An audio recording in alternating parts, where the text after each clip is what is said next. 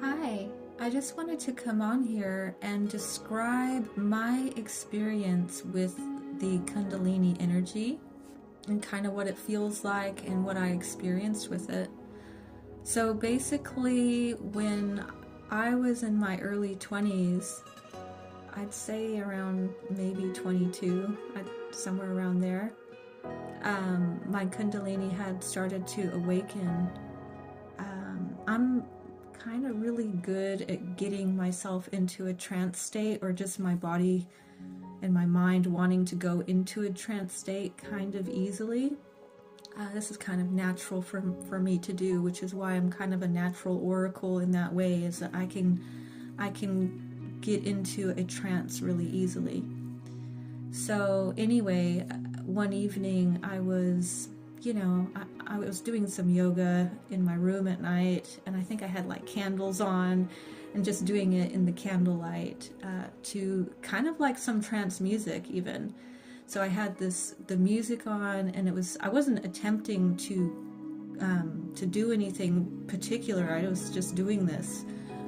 It's just what I enjoyed doing. I enjoyed doing yoga to music, so I was just doing what I normally did. I wasn't attempting to create this Kundalini energy. But after I had done a session of yoga, and I was kind of, after you finish, you kind of sit in a bit of a meditation, or at least I did.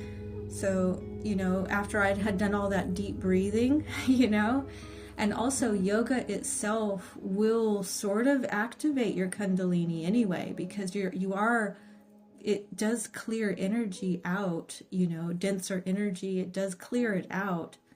So again, just doing yoga will kind of activate that energy.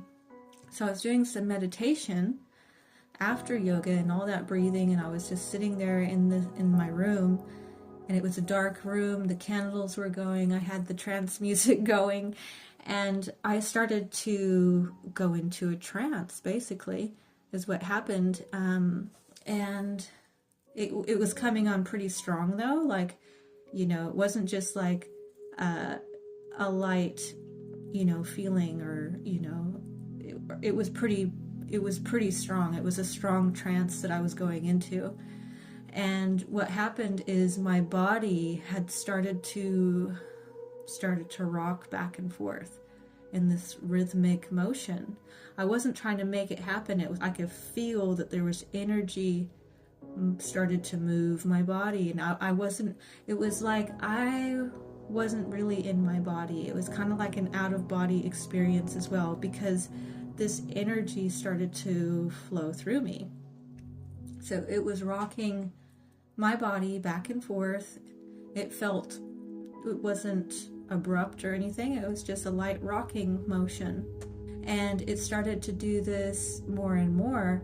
And I actually felt like I was about to have actually an out-of-body experience right at that moment, because the trance was pretty strong at that point. And I felt like as this energy was going through me, it was coming up. And as it was coming up to like the crown chakra, I got scared, because I didn't know what was going to happen. Once it got to the crown, once it got to my head, I felt like something was going to happen. Like I just had this feeling, and I didn't even know what any of this was, but I just had this feeling like something's about to happen. And I felt like I was like I'm literally about to like burst out of my body. Like my spirit was just going to come straight out of my body. So I freaked out, and I stopped it, because you can stop it. I still had enough control to stop it. So I did that. So I stopped this energy, and I like jumped up, and I turned the lights on, and I turned the music off, and I was like, oh my gosh, what was that? I don't even know what that was. And at the time, this was years ago, many, many years ago, over 20 years ago this happened, and there was really I didn't have any information on what this could be. So basically I just got scared and shut it off. And didn't really want to know about it anymore, because it was just like, well, what was that? That's just too weird. But pretty much anytime I would try to go into a meditation, this would happen. I would get this energy that would want to start rocking my body. So my body, and it wasn't just my body rocking, it was this energy Like I could feel it moving in my body. It was moving so much that it was moving my body, if you know what I mean. So it tried to get moving in my body, and I would just keep shutting it down, just out of ignorance, really, not knowing what it was. And sometimes if you're not ready, it's probably better to shut it down too, to be honest with you, because actually that energy is really powerful energy, and if you aren't in control a little bit of it, it can get out of control. Like people go crazy with Kundalini energy because they are not ready. So you have to also just trust your spirit, and if your spirit's saying, hey, I don't know about this doesn't really feel too good yet, I don't think I feel comfortable with this, it's actually okay to shut it down. But so this would happen pretty much every time I tried to go into any kind of meditative state. This would just happen. It just was always trying to get started. And it wasn't until I had my last catalyst who came in, and he activated my Kundalini pretty powerfully, in fact. And it was at that point that I felt really ready for it. So I did allow it to let it go and see what it was going to do. I felt for some reason I felt comfortable with it this time. So I went ahead and allowed the energy to do what it wanted to do, pretty much. But I also kind of had a little bit of, like, you know what I mean? Like trying to keep it contained as well. Like always knowing, well, if I need to shut it down, I can. But I just want to see where we go with this. So I did. And it was actually really beautiful when I finally allowed it to. And I think it was really all in the right timing. But yeah, basically this energy starts to flow in you, and it starts to move your body, and it can rock your body, and you kind of enter into a transcendental state of mind where you kind of like, you know, your energy is popping up to your third eye basically, and you're kind of like buzzing out in your third eye with this energy while your body is doing this, and you can feel this energy flowing through you, and it would actually start moving my body kind of almost like into yoga positions, but I wasn't doing it. It was doing it to me, basically. So it was moving my body in these different positions and releasing energy. I could feel that there were different places that the energy was coming out. And another thing, when you are releasing dense negative energy, the way that can come out is through your breath. So when there's a dark energy or dense energy, anything like that, it will come out through your breath. So you'll be guided to take these deep breaths and to blow this energy out. You'll have to blow it out through your mouth.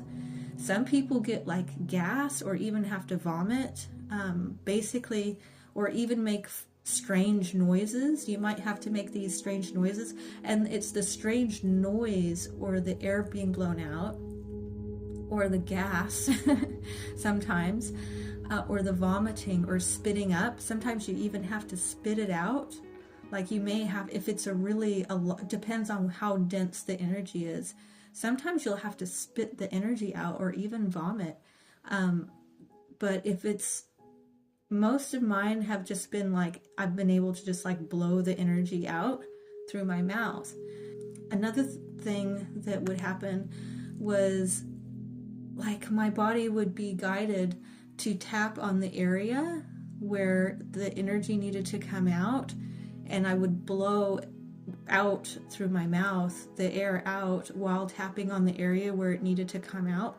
For instance, on my third eye, once I got up to my third eye, I would tap on the third eye and I would blow out, or the crown chakra, and I would tap on that area with, but the whole thing was pretty much guided.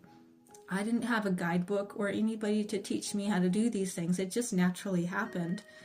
This is kind of how it works. You don't really need to be, you don't have to know what you know, how it works. Basically, it just happens. But basically, this energy will start flowing through your body. Usually, if you're in a meditative state, it's not going to, if you're up walking around doing stuff, it's not going to do it. You have to meditate. So in order to even get this going, you have to be meditating and doing yoga, really. Yoga and meditation is what gets it going. That is sort of the catalyst for it. That is a spiritual practice that enables the energy to start flowing through you. So if you're just up walking around and doing the dishes and folding the laundry or cleaning the toilet or whatever you're doing, it's not gonna activate. It's not gonna do what it needs to do. So you need to cultivate purity by doing the things that cultivate purity, and that's meditation, that's yoga, that's there's different breath work, there's all kinds of ways to get purity or to cultivate purity, but you have to actually do them. It's not just, you can't just keep living your life normally like you always do and expect it to happen. You have to start doing something to cultivate it, so that's how it works. But once you do that, then it's a natural process. So it's a natural process if you're doing the correct things that cultivate it. So it's not going to just poof happen without you ever cultivating it. You do have to do something that will produce that, if that makes sense. So anyway, I hope that's helpful. It's a little bit hard to describe what it feels like because it's an energy, and it's hard to describe what that energy actually feels like, but basically the energy moves through you to the point where it actually starts moving your body, and it starts guiding you to take these actions of breathing out and tapping and, if you have to, spit up or even vomit. Some people do that. So it will just kind of happen depending on how dense the energy is. If you have a lot of dense energy in there, it might not be pretty, to be honest, but it's good to get it out. And, it's not a one-of. You have to keep doing this. Like, it will keep doing it until you've cleared it out, Anyway, I think I'll go ahead and leave this here for now. I hope that was helpful. I thank you very much for listening, and I will talk to you later. Bye.